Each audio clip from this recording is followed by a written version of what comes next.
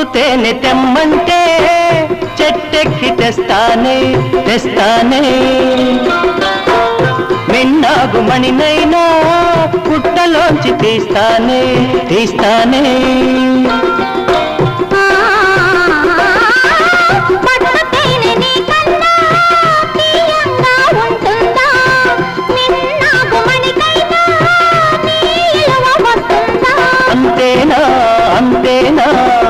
అవును.